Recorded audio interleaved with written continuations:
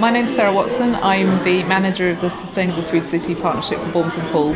So we cover a really broad remit. It's everything that you can think of that food impacts on, from food poverty right through to using food as a catalyst for economic development. To achieve a Sustainable Fish Award, you have to work with 5 different categories of organisations and businesses.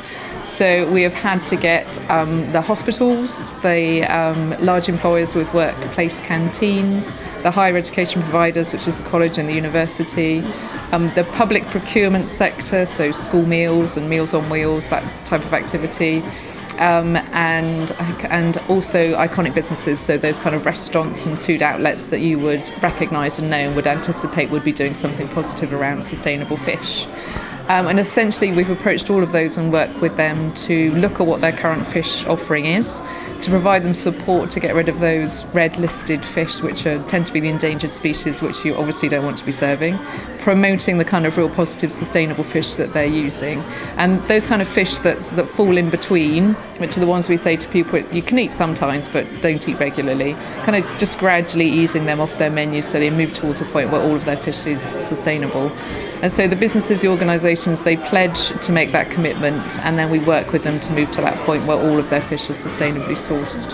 Yeah, it's one of the issues around sustainable fish. It is incredibly complicated, and sometimes it's not just about species. So it's not as easy as being able to say, don't eat cod. Because what people have to look at is not only the species but the area that it's been sourced from, but also the fishing method that's been used to catch it. So if you're eating line-caught cod from the North Atlantic, then you're probably fine. But if you're eating trawler-caught cod from another area of the world, then you really need to look about potentially changing not only to sustainably sourced cod, but you can look at using other species as well which are in abundance. So it's quite a complex issue, which tends to be why we encourage people to start recognising the logos that means that it's come from a sustainable source. There's several kind of national and international standards that you can use. A lot of the major retailers are developing their own as well now, and it will have a responsibly sourced logo. And it kind of just makes it easier for people to work on that logo theory rather than trying to get to grips with what is good and what isn't good. And it fluctuates as well. So something can be in abundance at one point, but then it becomes overfished. So shortly afterwards, you should then be avoiding it. So it's a very, very complex area, and so it's best to look out for the logo and go with those. But we've been overfishing fish stocks for so many years now. When you look at the decline in nearly all fish species across the board, it's absolutely staggering. And if we continue to fish in the way that we are now, we'll lose all of our fish stocks within our lifetime.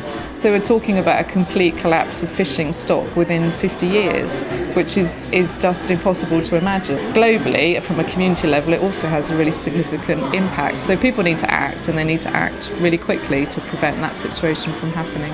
One of the brilliant things about eating sustainable fish is a lot of the time when we talk to people about local food or organic food or even sometimes fair trade products, they can be a bit more expensive. The brilliant thing is about sustainable fish is essentially we're saying to people, eat something which is more readily available because there's more of them.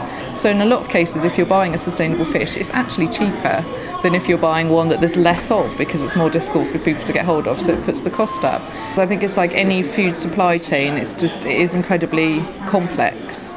And the different fishing methods that people use, again, is really complex, and how those are associated with the different types of species of fish they're trying to catch is also really complex. But essentially, we're trying to avoid fishing techniques which have the impact of destroying the seabed, which some do, which particularly the trawler varieties do. But it's also making sure that the fishing techniques which are targeted on individual species and individual kind of sizes of fish are really positive.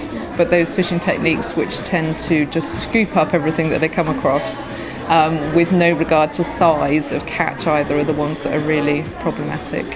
So you don't have to worry about eating fish and chips, but it's just checking that the fish that you're eating is from a proper source.